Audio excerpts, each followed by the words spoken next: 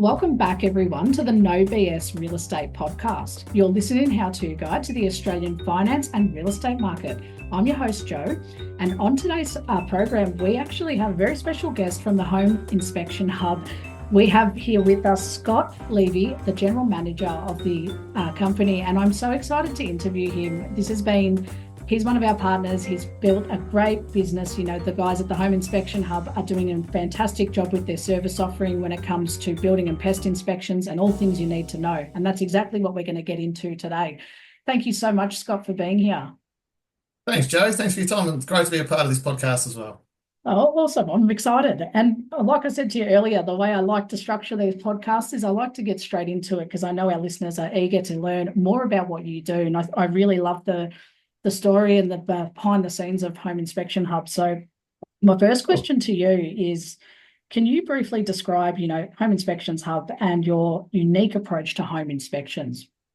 Yeah, no worries. So the Home Inspection Hub, we're the experts in the residential building inspection market. We specialise in residential inspections across the Melbourne and also the Greater Melbourne region. We're there to be the independent guide for customers. So when they need a report done, when looking at buying a property, we want to give them a quality service and a comprehensive report so that they really do know what's going on with the property. The unique approach at the Home Inspection Hub is that we actually allocate two fully qualified inspectors when they engage us for a building and pest inspection. So this is different to some other companies. Some people use a one-man band. Our unique approach is that they're two fully qualified people. So one inspector solely focuses on the building inspection component and the other inspector solely focuses on the timber pest component.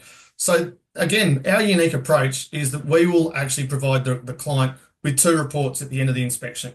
One that focuses on the building issues and talk about the building components, and the timber pest one will solely be focusing on that issue because it's obviously a big issue in certain areas around Melbourne, and we want to make sure that the clients get as much information that they can before they make that purchasing decision on that property.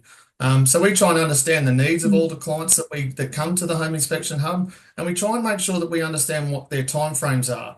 There's elements that they want to be specifically focused on during the inspection, but also we want to make sure that we obviously get the report back to them to give them enough time for when they need to make a decision or before it goes to an auction. So our friendly sales team at the Home Inspection Hub, they really try and find out all this information at the start when the client first comes in, before we even book it in with the inspector, so that we know what we're doing, we know the time frame, we know where we're going to be, and then once we've got all that information, we allocate it to the right inspector that's going to suit that property and what's going to suit the needs of the client as well.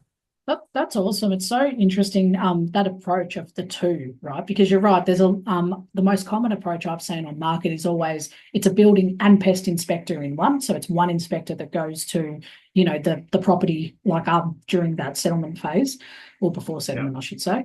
And with you guys, it's actually two, and they're both qualified and within their own rights. So I find that very unique for sure. And it must be very thorough then, because the reports and the quality you get would be great. Yeah, it's our sort of point of difference, and we really try and emphasise that when the client is booking in with us, that they do get those two reports. A lot of the cases, the guys will try and coordinate the inspection together with the real estate agent as well, so they're working together as well.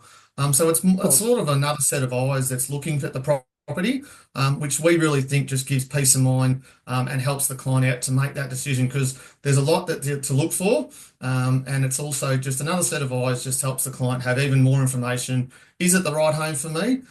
Is there going to be things I need to do when I move into the property? Or is it actually, you know what, no, this is not for me and it's not going to suit what I require. Let's go and have a look at another one. And it might be something else that suits us for better down the track as well. Yeah, for sure. And it makes sense. So I like that thoroughness. And it kind of leads into my next question here, which is how do you ensure that, I guess, the accuracy and the reliability of your inspection reports? So, if someone's looking at a property and obviously to a layman or, to a homeowner, we don't often know exactly by looking at a property what's wrong with it. We might see spots of mold on a wall and say, oh, that doesn't look good. Or we might see something visually, but in terms of the behind the scenes, what we can't see in the roof, foundational. Yeah, what was, I guess, going back to my question, I'm very long-winded, aren't I? How do you ensure the accuracy and reliability of your inspection reports? Yeah, so the inspections are non-invasive, so obviously we're not allowed to move things. So it can be difficult to see certain things, but what the report is more designed to do is obviously try and highlight certain things that might need further investigation down the track, but it's also identifying what some of the issues are. So everyone can walk into a property, see different things, different eyes automatically go to certain points of a house or certain things. So the report's designed to identify the items in the property that are potentially are great. So that for us, we'll talk about this down the track with what our reports look like, but they'll have a green tick. So that means it's all okay. But there's other items in the report that might have a structural defect or maintenance item so that you know when you're moving into the property that there is potentially some things that will need to be done. But people are okay to do that because they know that when they're moving in, they might have allocated a little bit of funds for to get the property up to their certain standard and make it their own. That's what it's about. It's going to become their dream home or their home that they're going to live in forever. So that's sort of the way that it is. So that's why our reports are so critical because it might not necessarily mean that the property is going to fall down. There are examples of where, our reports have identified a lot of structural issues and a lot of structural defects that have made the client has wanted to pull out of the sale of the property. But it's also some of the reports have just identified things that might need tweaking or some maintenance items or engaging an expert down the track to obviously help the client out as well. Absolutely. I think that's so important, like you put it there, especially with breaking contract. Do you see that often with customers that do get the reports and they end up saying, I can't buy this house? Yeah, it's not a lot, but there are examples, and I know examples of reports that have come back, and there have been a number of structural defects throughout the property, and it just wasn't the client wasn't worth taking the risk to do that. It's also the inspectors, obviously, when they're inspecting the property, they really don't know what the client's going to do. Mm. Some people buy a house and it might be designed, and we're going to buy this for a complete knockdown rebuild because we love the location, we love where it sits in a street or near a school, near public transport. So we're going in there reporting on what we see at the time of the inspection without knowing what the client wants to do. So if it's a knockdown rebuild, they're not worried if there's a few maintenance items or if there's a few structural defects because the property is going to be pulled down anyway. It might also be that a mum and dad are buying it for their kid. It's a first home. So they know that there's a couple of things that are going to Mm. need to be done. But when we're reporting, we're literally just reporting on what we see at the time. And then it's up to the client, obviously, to then do what they want to do once they've obviously got our reports as well. Of course. That's so important. It's interesting. And it kind of, I guess, in my view, is I've seen, as an agent background, I always see these reports come back, and some of them can be not as thorough or not as detailed, and it kind of leaves you with more questions to say, oh, okay, that's cool that it's been flagged, but what do I do? Do your services actually flag, I think you mentioned the maintenance or who to engage to fix these certain problems that pop up in a report? Yeah, so our reports talk about structural defects, maintenance items, or green tick. So structural items, obviously a red cross, that's a big no-no. Hmm. There's obviously major concerns. The maintenance item spanner means that there's obviously maintenance going to be done, and obviously a green tick means that that location or that part of the property is okay. So our Nice. report will identify that throughout the report. And it will also identify that if there is potentially some issue with an electrical issue or a moisture issue, that further investigation is required by a licensed trade. So obviously we're not licensed plumbers, we're not licensed electricians, we're Yeah. non-invasive, so we can't obviously go and start touching things and testing things to the full degree. So that's why our report will identify what the issue is. And it will also then recommend that maybe further investigation is required by a licensed trade down the track, so that when the client gets the report or the potential purchaser gets the report, they're well aware of what's going on, and that they may need to engage that expert just to give them that peace of mind on what our report has identified or not. No, that's great. That's so thorough. I really like that a part of it because the feedback is so important. It's one thing to get the error, but it's one thing to know what to do with it. If there's an issue, or Correct. even if it's all looking good, just to know, oh, Yes. good, it's been tested. So, and kind Yeah. of you talked a little bit about this, but my next question to you is, in terms of qualifications and certifications, like, do your inspectors hold any particular, certifications, and how do you stay up to date with those industry standards and regulations? Yeah, so our inspectors are we're very thorough on who we interview, and we obviously make sure that when we're bringing inspectors onto our team that they do have that certain qualification, and that they're reputable within the industry. It's really important for us. So all our inspectors at the moment are either registered builders or they're qualified architects. So that's important for us. So it means they've got a good caliber of skill and knowledge. Mm. And it also means that they can deliver a sound and high level of service to the client.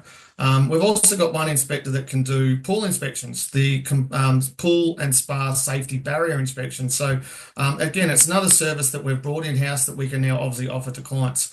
I spoke a little bit earlier, when we're allocating jobs to inspectors, we want to make sure that we're allocating the right inspector that goes out to Mm. that job. So certain inspection types do need qualifications, and some of our inspectors have higher or different qualifications. So we make sure that our sales team send the right inspector out to that job, making sure that the client's going to get the highest possible service. So the director of the Home Inspection Hub has also been a member of the HIA for over 35 years. So to Wow. be associated with someone like that and have such a long-standing sort of relationship, it's been great for us, and it's also given us a lot of time to get their magazines and their weekly updates or monthly stuff, what's going on in the industry. So whenever there's changes or whether there's information that comes in with change of code or updated regulations or anything to do with that, we obviously then get that in the office ourselves, and then we can communicate that to our sales team, but also to our inspectors on the ground so that they really know. And it's sort of a holistic approach that we all know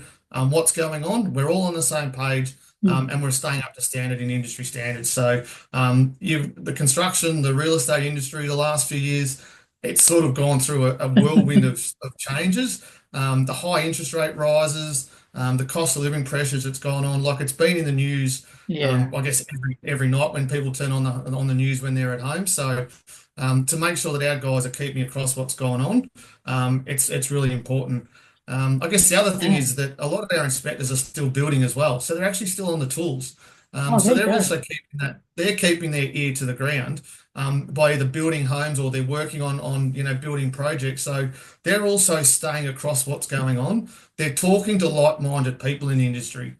And that's really important because obviously they're communicating with other people that have got the same passion, the same involvement, Mm. and really want to make sure that they're staying across what goes on, so that they can obviously keep up to date. And they're hearing things on the ground, they can then communicate that back to us in the office, and then we can obviously have a chat about it. And if there's changes to wording or industry stuff that's going on, we can then make sure that we're right across that. That's excellent. I really loved that answer because it's so thorough. I think professional wise, it's very hard to know who's going out. So you don't know if there's like a certification or a qualification that you complete specifically to be a building inspector or, pest inspector. But you've summed it up so nicely. And I guess it ties into, like you said, why, and going back, why you have the two professionals going out there rather than, one or two for the price of one. I think that's so Yes. unique. And having those qualifications, especially the HIA long-standing membership, it speaks volumes, because that industry itself, we know the building industry is heavily regulated.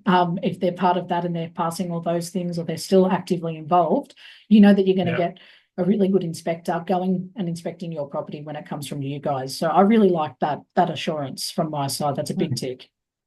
Yeah, good. Thank you.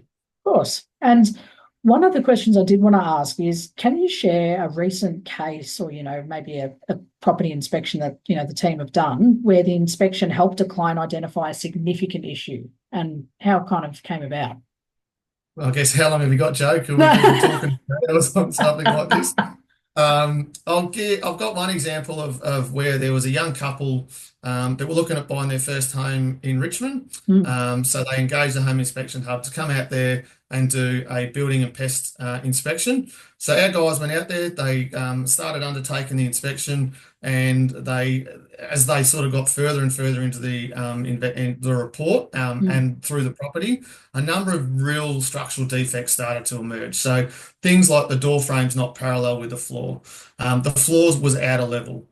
There was major cracking to the walls of the property. There were large dips in the floor. So the inspectors knew that there was something that wasn't feeling right. And in Mm. certain places, the floor had also dropped up to 10 millimeters in certain locations. So they sort of started to think there's a lot of major concerns and defects that are going on with this property. Some of these things that what they had highlighted usually are associated with deterioration of the subfloor. So Right. these defects are associated potentially with the stumps issue, and there's a stump issue with the house, but it was a sort of the clearance was really, really low, so they couldn't get under Mm. there, but they knew there was something that was going on. they identified that further investigation was required by an expert in this area to make sure that everything was going to be okay if these young couple decided to proceed and buy this property. So our report was able to identify that yes, there was a lot of structural issues with the property, that further investigation was required by an expert to look at the stumps, to make sure that everything under the house is going to be okay. Because it's also, we don't know what the homeowners are doing. It was a nice location in Richmond.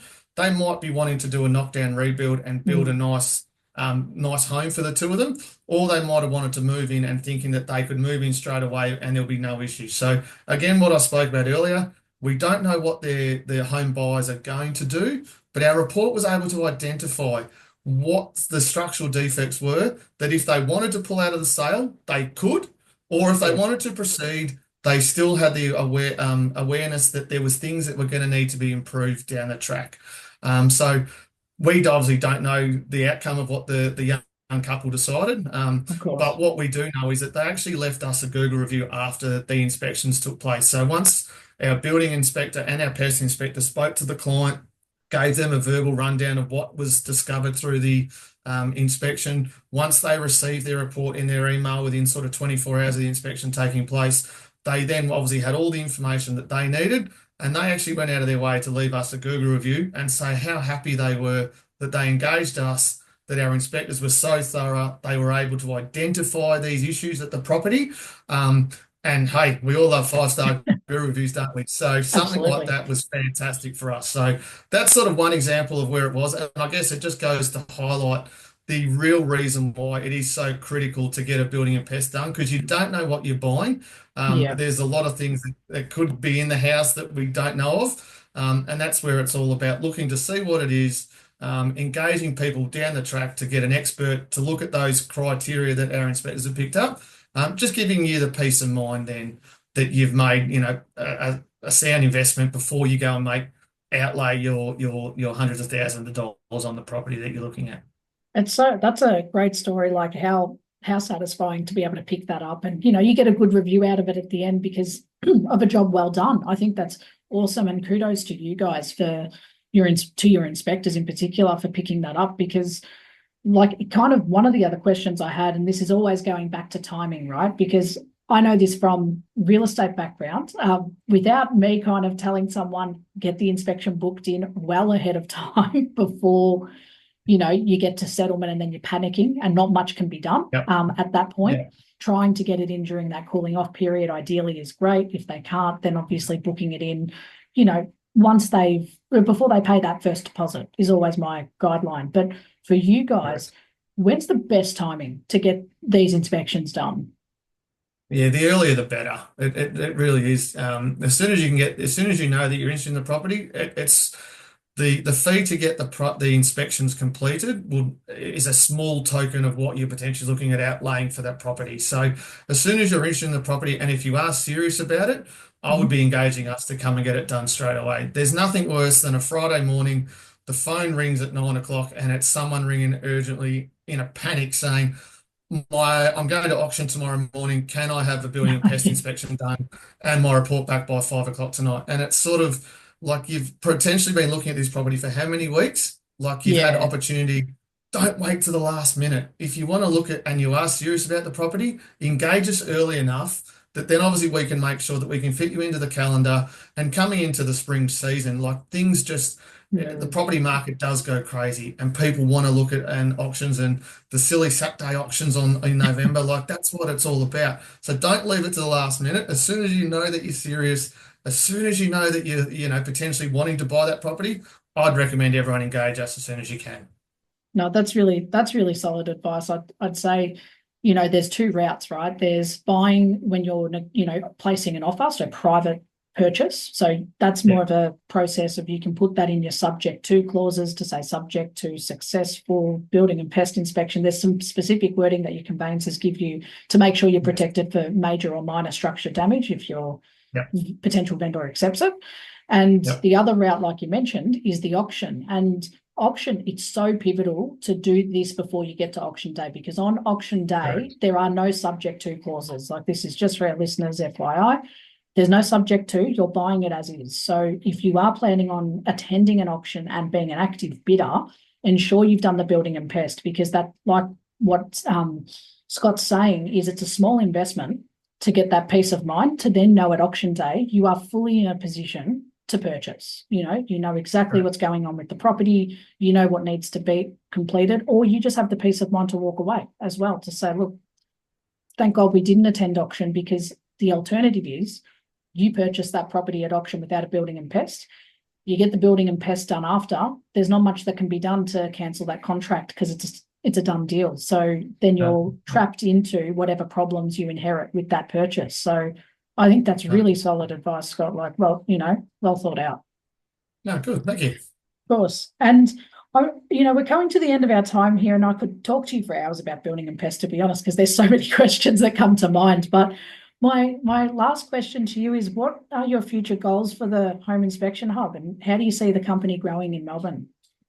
Yeah, we're constantly wanting to grow and look at how we can improve ourselves. We're also reviewing the market, we're reviewing our processes, and we want to continue to grow and improve. It's a real work ethic in our office and our inspector team. We always want to get better. We want to look at ourselves today and then tomorrow make sure that we're improving and we're growing and we're developing, so that we're sort of staying ahead of the game, and we pride ourselves on the service that we offer. Potentially next year, we're looking at partnering with more professionals in the industry. So networking with strong, solid-minded professionals, it's so critical to do that. We work with a number of alliance partners at the moment. Things like a pest inspector. We align with a plumbing company. We align with an electrical company. We align with tax depreciation companies. So we're always trying to find other networks that we can partner up with and work with to create that whole round service. If someone needs something done in the property inspection market, we want them to come to us first, and we want to be their first point of call. We're also looking potentially at having a stand at a property expo next year. It's something that we've done in the past, and it's again something that we think it's probably time to start looking at, to go out there and have a stand and showcase us at property expos in Melbourne next year. We want to continue to work on our website, our SEO, and our social media channels.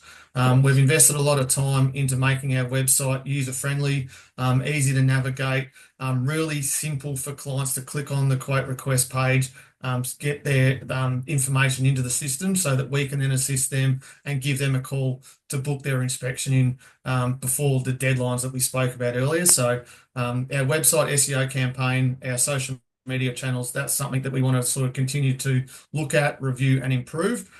We're also potentially looking at partnering up with someone in the property styling space. So again, it could be another avenue that we look at, and it might open up some doors to a new area that the hub hasn't sort of branched out to. So looking at what else we could potentially be doing down the track, and that also could lead to architectural services. So that again opens up a whole new door when people want to look at engaging the Home Inspection Hub as a different point of call. Architectural services could be something that might interest some people out there as well. And I guess we also want to make sure that our inspector base and our serviceability areas is where it needs to be. So that's constantly reviewing where our quotes are coming from, where our guys are located, so that we can obviously make sure that when the inquiry comes in, that we can try and service as much of that Melbourne and Greater Melbourne area as we can, and trying to constantly looking at our service levels to make sure that we can meet the demands that comes in as well. I guess lastly, we also want to make sure that we're investing in our people. We want to make sure that we're investing in our office team, but also our inspectors on the road. Our sales team in our office, they're great. They're the first point of call that when a client rings up and talks to someone on the phone, that's their first engagement and engage and I guess point of contact. So we want to make sure that that's a warm, a positive, and a welcoming experience, and that when they deal with our inspectors, that they're getting that information, they sort of feel like they're getting all the data and all the information about the property that they can, so that when the email gets sent to their inbox and it's got the information in it, they've sort of had that whole round experience with the Home Inspection Hub, that they're like, I'm glad I engaged with them, and I'm feeling like I'm aware of what's going on in the property that I'm looking at and potentially my dream home. That's amazing. What a great answer, Scott. I'm so excited to be part of your journey. I'm so thrilled to have, you guys as part of the Abodi professional offering. I think it's a great service, and this interview has really highlighted, not just to me, and I'm sure to our listeners as well, exactly what you guys have on offer, what plans there are for future, and the quality and the service that you offer in your business. It's great. And thank you so much for being part of this interview process and for, coming and representing the Home Inspection Hub. I'm so excited for your future. No worries. Thanks, Joe. It's been great. And like I said, it's great to be a part of, and we're looking forward to the journey as well.